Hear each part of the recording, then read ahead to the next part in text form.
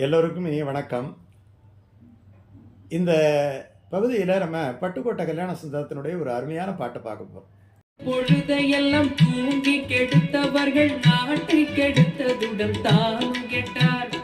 நல்ல பொழுதையெல்லாம் தூங்கி கெடுத்தவர்கள் நாட்டை கெடுத்ததுடன் தானும் கெட்டார். சிலர் அல்லும் பகலும் தெருக்கல்லாயிருந்து விட்டு அதிர்ஷ்டம் இல்லை என்று அலட்டிக் கொண்டார்.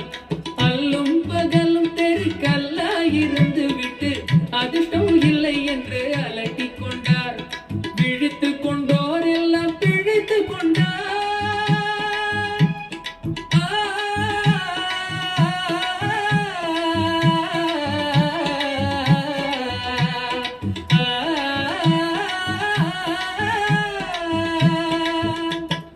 விழித்து கொண்டோர் எல்லாம் பிழைத்து கொண்டார். போல் உருட்டை விட்டோர் எல்லாம் கோட்டை விட்டார். பட்டுக்கோட்டை கல்யாண சுந்தரம்னுட்டு யாரும் சொல்கிறது கிடையாது. அவர் எப்படி சொல்லுவாங்கன்னா பாட்டுக்கோட்டை கல்யாண சுந்தரம் வைப்பாங்க.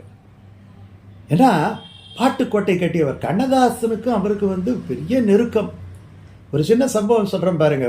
ஒரு தரம் என்ன ஆச்சுன்னா, கவியரசு கண்ணதாசன் போய் பாட்டு எழுதுறதுக்காக உட்கார்றாரு. உடனே அந்த படமுதலாளி சொல்கிறாரு, கவிஞரே ஒரு புதுசாக பட்டுக்கோட்டை கல்யாண சுந்தரம் வந்திருக்கிறார், அவர் மாதிரி இங்கே பாட்டு எழுதுங்க, அவர் அருமையாக பாட்டு எழுதுகிறார், அவரை மாதிரி எனக்கு பாட்டு எழுதி கொடுங்க. என்னவொடனே இவர் மேலே எங்கேயும் பார்த்தாராம். பார்த்தவொடனே கொஞ்சம் நேரம் கழித்து, அப்படியா சரி ஒரு அரை மணி நேரம் கழித்து வரேன் அப்படின்ட்டு அவர் ஏந்திரிச்சு நேராக கார் எடுத்துகிட்டு போனாராம். ஒரு அரை மணி நேரம் 3/4 மணி நேரம் கழித்து திரும்ப வந்தாராம். வந்தவொடனே கிடுகிடுன்னு பக்கத்தில் ஒரு கவிஞர் இருந்தார். உடனே அந்த பட முதலாளியை கூப்பிட்டாராம். கூப்பிட்டு, நீ பட்டுக்கோட்டை கல்யாண சுந்தரம் மாதிரி தானே என்ன பாட்டு எழுத சொன்னேன், அவர் மாதிரி என்ன பாட்டு எழுதுறது, பட்டுக்கோட்டை கல்யாண சுந்தரத்தையே நான் அழைச்சிட்டு வந்துருக்கிறேன், இவரை வச்சு பாட்டு எழுதிக்கோன்னாராம். இது பொறாமையால் சொல்கிறது கிடையாது. பட்டுக்கோட்டை கல்யாண சுந்தரத்தின் மீது, அவருடைய பாடல்களின் மீது அவ்வளவு பெரிய ஒரு பெருமை வைத்திருந்தவர். வாலி அழகாக சொல்லுவார். வாலி நான் முத்துக்குமார் ஒரு தமிழ் சொன்னார், ஒரு நல்ல பாட்டு எழுதுனா வாலி உடனே ஃபோன் போட்டு பாராட்டுவாராம். ஃபோன் போட்டு டக்குன்னு பாராட்டுவாராம், ஐயோ அபாரமாக எழுதியிருக்கிறே அந்த பாட்டு அப்படின்ட்டு. உடனே ஒரு தரம் முத்துக்குமார் கேட்டாராம், என்னென்ன உடனுக்குடனே நீங்கள் பாராட்டுறீங்களே, என்ன பொதுவாக கவிஞர்கள் ஆமாம் அவன் என்ன எழுதியிருக்கிறான் பெரிய பாட்டுன்னுட்டு அப்படின்ட்டு தானே சொல்லுவாங்க, நீங்கள் இந்த மாதிரி அதுவும் வயசு கம்மி, நான் நீங்கள் 3 தலைமுறை 4 தலைமுறையாக பாட்டு எழுத. அப்போ சொன்னாராம், யோ இதெல்லாம் கண்ணதாசன் சொல்லி தந்தது ஏன்னாராம். என்ன சொல்கிறீங்கன்னாரா, இதை நானாவது உன்னை ஃபோனில் பாராட்டுறேன், அவர் நேராகவே வந்துடுவார் அப்படின்னு சொன்னாராம். நான் கவிஞர்கள் நல்ல கவிதைகளை பார்க்கும்போது பாராட்ட வேண்டும். அப்படி கவிஞரால் பாராட்ட பெற்றவர். அப்போ அது பாட்டுக்கோட்டைன்னா பாட்டுக்கோட்டை தான். மக்களுடைய நாடி துடிப்பை பார்த்து நயம்பட சொற்களை பெய்து கோட்டை கட்டியவர், பாடலால் கோட்டை கட்டியவர். அதனால தான் அவருக்கு பாட்டுக்கோட்டைன்னு பேர். சின்ன வயசில் இறந்துட்டார், என்ன பண்ணுறது. நல்ல மனுஷங்களை எல்லாம் இயற்கை ரொம்ப நாள் விட்டு வைக்கிறது கிடையாது. ஆனாலும் அவர் எழுதின பாட்டு இருக்குது இல்லையா, அந்த பாட்டு ஒரு அற்புதமான பாட்டு ஒன்று. அந்த பாட்டு அருமையான பாட்டு. நாடோடி மன்னன் அப்படின்ட்டு ஒரு படம் நினைக்கிறேன் 1958 வந்த படம். அந்த படத்தில் ஒரு எம்ஜிஆருக்காகவே எழுதின ஒரு அருமையான பாட்டு அது. ஆனால் அந்த பாட்டு அந்த படத்தில் ஒரு பர்டிகுலர் காட்சிக்காக எழுதின பாட்டுன்னுட்டு எடுத்துக்கிறத விட அந்த பாட்டு இன்றைக்கி நினச்சி பாருங்கள், தூங்காதே தம்பி தூங்காதே, அவ்வளோதானே. தூங்காதே தம்பி தூங்காதே, நீ தூங்கினா என்ன பெயர் தெரியுமா, நீ சோம்பேறி என்ற பெயர் வாங்காது.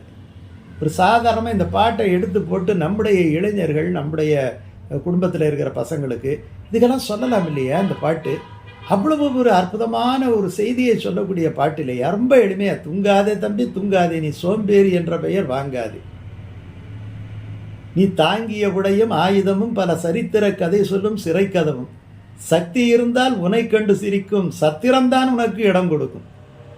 அப்போ சத்திரத்தில் உட்காந்துருக்கிறவன் ஒரு வேலையும் பார்க்காம இருக்கிறவன் தானே. அதனால் உனக்கு கடைசியில் நீ எங்கேயாவது ஒரு ஆண்டி சட்டி எடுத்துக்கிட்டு போக வேண்டியதான் சத்திரத்தை நோக்கி, அதுதான் உனக்கு இடம் கொடுக்குமே தவிர சமூகத்தில் உனக்கு எந்த பெருமையும் இருக்காது. அதனால் தூங்காதே தம்பி தூங்காதே. அதுக்கப்புறம் தான் பட்டுக்கோட்டை கல்யாணம் சொல்கிறார் பாருங்க, ஒரு படைதனில் தூங்கியவன் வெற்றி இழந்தான், படைதனில் தூங்கியவன் வெற்றி இழந்தான். அப்படியே தூங்கிக்கிட்டே சண்டை போட்டானா அவன் என்னைக்கு ஜெயிக்கிறது. உயர் பள்ளியில் தூங்கியவன் கல்வி இழந்தான். நான் பல ஆண்டுகள் ஆசிரியராக பணிபுரிந்திருக்கிறேன். கடைசி பெஞ்சில் அவன்பாட்டம் தூங்குவான். ஒரு நோட்டு ஒரு வரி கூட எழுதியிருக்க மாட்டான். பார்த்தோம்னா 10 அரியர் வச்சுக்கிட்டு திரும்ப திரும்ப திரும்ப திரும்ப எழுதிக்கிட்டு இருப்பான். உயர் பள்ளியில் தூங்கியவன் கல்வி இழந்தார் இல்லையா? கடைதனில் தூங்கியவன் முதல் இழந்தான். கடைதனில் என்ன இருக்கு, அவன் பாட்டும் எடுத்துகிட்டு போயிடுவான். கடைதனில் தூங்கியவன் முதல் இழந்தான். கடமையில் தூங்கியவன் புகழ் இழந்தான். கடைசியில் ஒரு வார்த்தை சொல்றாரு பாருங்க, பல பொறுப்புள்ள மனிதர்களின் தூக்கத்தினால் இந்த பொன்னான வேலையெல்லாம் தூங்குதப்பா. முடிய வேண்டிய வேலையெல்லாம் பல இடங்களில் பார்க்குறோம் இல்லையா? இதுதான் அவர் தூங்காதே தம்பி தூங்காதே, நீ சோம்பேறி என்ற பெயர் வாங்காதே, தூங்காதே தம்பி தூங்காதே. எவ்வளவு ஒரு அழகான பாட்டு பாருங்க. இந்த பாட்டு ஒரு தடவை இதுலேயும் இதுக்கும் கண்ணதாசனுக்கு கூட ஒரு அருமையான ஒரு தொடர்பு இருக்குது. கண்ணதாசன் பெரும்பாலும் பார்த்தீங்கன்னா அவர் இன்னும் பெரிய மகாலய வெற்றியெல்லாம் அடைஞ்சிருக்கலாம். இமாலய வெற்றி அடைஞ்சிருக்கக்கூடிய கவிஞர். அவர் அடிக்கடி சொல்லுவாராம், எனக்கு என்னமோ தெரியல, தூங்கி சின்ன வயசில் தூங்கி பழக்கமாயிடுச்சு. பல இடங்களில் அவர் மத்திய அரசு ஒரு அவார்டு தருது, டெல்லிக்கு போயிட்டு அவார்டு வாங்குற நேரத்தில் ஹோட்டலில் தூங்கிட்டு அவார்டு நேரம் முடிஞ்ச பிறகு அவர் ஏந்திருக்கிறார். அவர் அடிக்கடி சொல்லுவார், ஒரு ஃபங்க்ஷன்னா அவர் நேரத்துக்கு போக மாட்டார். இது ஒன்றும் மறைக்கிற பொருள் கிடையாது, அவரே சொல்லியிருக்கிறார். ஏதோ ஒரு இடத்துல சொன்னாராம், சிலருக்கு புத்த மதம் பிடிக்கும், சிலருக்கு இந்து மதம் பிடிக்கும், ஆனால் எனக்கு தாமதம் பிடிக்கும் என்னாராம். தாமதம் பிடிக்கும்னு சொன்னாருன்னா இவர் ரொம்ப விரும்புகிறவர்ன்ட்டு கிடையாது, அந்த தாமதம் இவரை பிடிச்சிக்கிட்டு இருக்குன்னுட்டு அர்த்தம். சில பேரை சிலது பிடிச்சிக்கும் இல்லையா, விடமாட்டேங்குதுங்கிறோம் இல்லையா, அந்த மாதிரி. ஆனால் சுறுசுறுப்புள்ள கவிஞனாக திகழ்ந்தவர் யாருன்னு சொன்னால் பட்டுக்கோட்டை கல்யாண சுந்தரம். அதனால தான் தூங்காதே தம்பி தூங்காதே, நீ சோம்பேறி என்ற பெயர் வாங்காதே அப்படின்ட்டு ஒரு அற்புதமான பாட்டு எழுதினார். இந்த பாட்டு டி.எம். சௌந்தரராஜன் அருமையான வாய்ஸில் பாடுவார். அதுவும் அந்த உச்சத்தில் பாடுகின்ற பொழுது, ஒரு சபைதனில் தூங்கியவன் புகழ் இழந்தான், எவ்வளவு அழகாக பாடுவார் தெரியுமா? அந்த உச்சஸ்தாயில் அது பாடுகின்ற பொழுது தூக்கத்தில் இருக்கிறவங்க கூட எழுந்திரிச்சு வந்துடுவான். அந்த மாதிரியான ஒரு அற்புதமான பாட்டு அந்த காலத்து பாட்டு. அந்த பாட்டை நம்ம எப்பயாவது நமக்கு ஒரு சோம்பல் வருகிறது, ஒரு சுறுசுறுப்பு இல்லாமல் இருக்கிறது, நம்ம வெற்றி அடைகின்ற நேரத்தில் இந்த மாதிரி பின்னடைவு ஏற்படுவதற்கு காரணம் என்னன்னா இந்த சோம்பல் தான். இந்த சோம்பல், பொறுப்பின்மை. ஒரு விஷயத்தை சொல்கிறேன் பாருங்க, ஒருத்தவருக்கு வியாபாரமே நடக்கலை, கடையில் வியாபாரமே நடக்கலை. அப்போது ஏதாவது ஒரு பிராயச்சித்தம் அதுக்கு பண்ணணுமே அப்படிங்கிறதுக்காக அவர் என்ன பண்ணாருன்னா, ஏதோ இருக்கும் போல இருக்கு, அதனால் ஒரு சின்னதாக ஒரு ஹோமம் ஒன்று பண்ணுவோம் அப்படின்ட்டு ஒரு நண்பர் இடத்துல போய் ஒரு ஆலோசனை சொன்னார். இந்த மாதிரி கடை சரியாக ஓட மாட்டேங்குது, ஒரு ஹோமம் பண்ணால் ஓடுமா தெரியல அப்படின்ட்டு. அப்போ சொன்னார் அவர், ஹோமம் பண்ணால் கடை ஓடாது, நீ கடையில் ஒழுங்காக உட்காந்து வியாபாரம் பார்த்தா தான் கடை ஓடும். ஹோமம் பண்ணிவிட்டு நீ கடையை ஒரு நாளைக்கு ஒரு 5 மணி நேரம் 6 மணி நேரம் நீ வெளியில் போகும்போதெல்லாம் பூட்டிட்டு போனோம்னா கடையில் எப்படி வியாபாரம் நடக்கும்?